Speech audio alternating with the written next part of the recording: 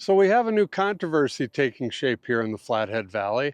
The Discovery Land Company is proposing a huge resort just south of Lakeside. They have purchased 1,700 acres of land just west of Highway 93 for a private golf club and housing, and they purchased some land on Flathead Lake for a marina. As you can imagine, most of the locals are not real happy about this.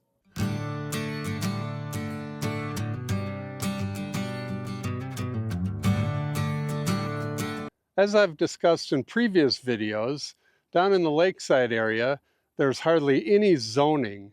The people down there have never wanted rules about land, and they never wanted the government telling them what they can and can't do with their land, so they've just never implemented much zoning.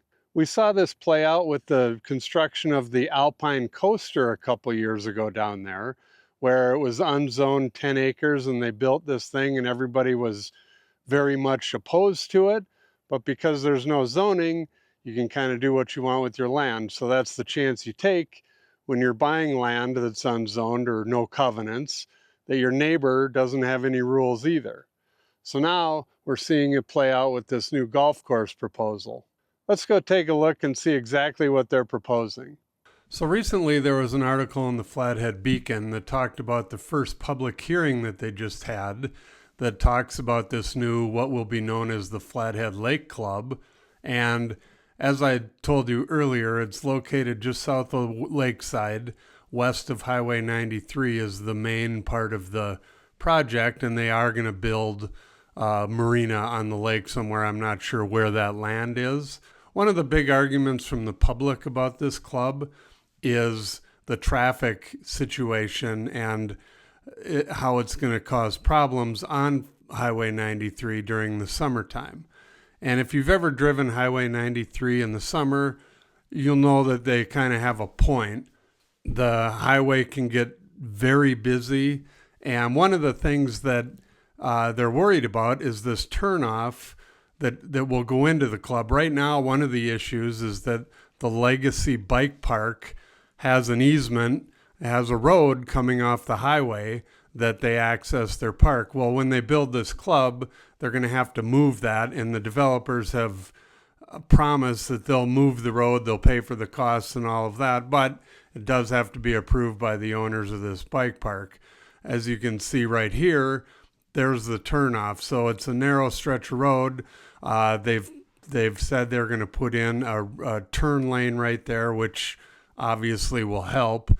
The Montana Department of Transportation doesn't think a turn lane is warranted, but the developers did say they would put one in just to try and keep everybody safe right here.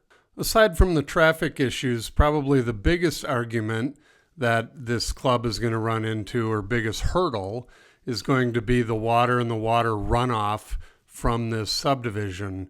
Let me read from the article. It said, following the completion of each of the project's 5 phases, the Lakeside Water and Sewer District would serve the property, which has raised concerns from the Flathead Conservation District and other members of the public. The district has been working to upgrade its facility to meet the demand, but litigation has led to complications in recent months. Flathead Conservation District emphasizes the need to prioritize responsible development and sustainable growth in the region. The Lakeside Sewer and Water District's treatment capacity needs to be upgraded to accommodate projects such as the Flathead Lake Club. This spring, the Confederated Salish and Kootenai Tribe and Citizens for a Better Flathead sued the Montana Department of Environmental Quality for issuing a wastewater discharge permit that they argue does not comply with water quality regulations. There are still major questions regarding Lakeside's available capacity and their ability to adequately increase water to protect those surrounding surface waters, groundwaters, and Flathead Lake. Additionally, independent scientists argue that the methods used to analyze the effects of their newly issued groundwater discharge permit were incorrect, and that it will, in fact, pollute the area's groundwater and surface waters.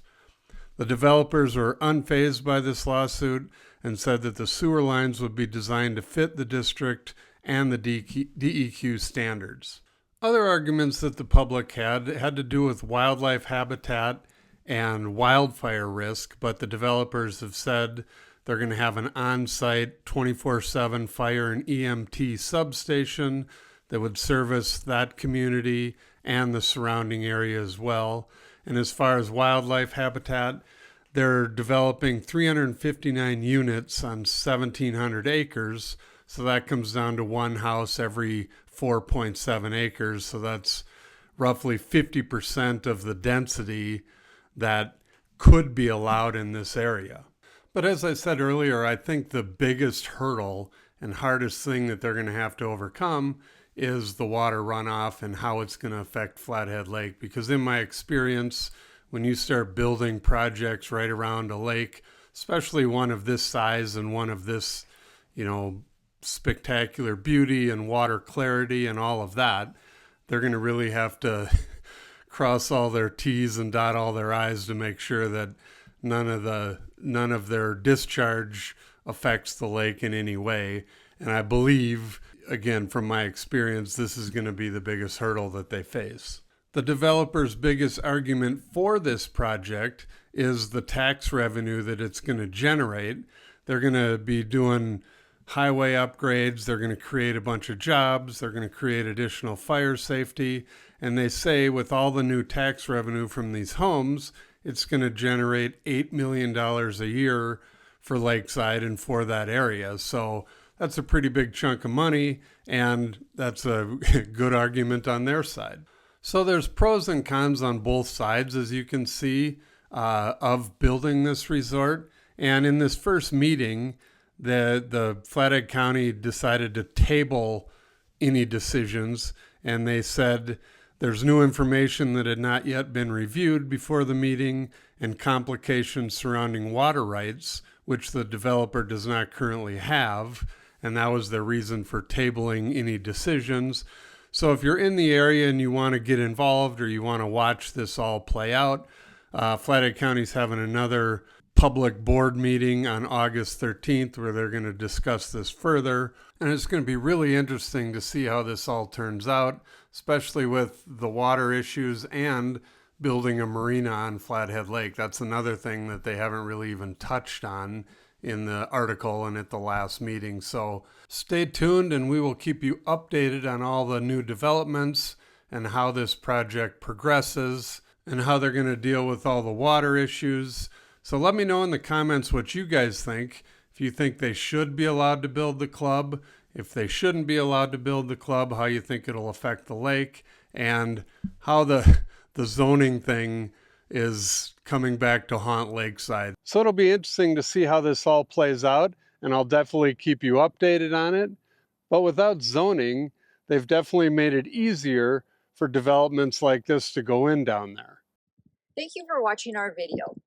Please call, text, or email for more information, and don't forget to watch our other videos about Montana.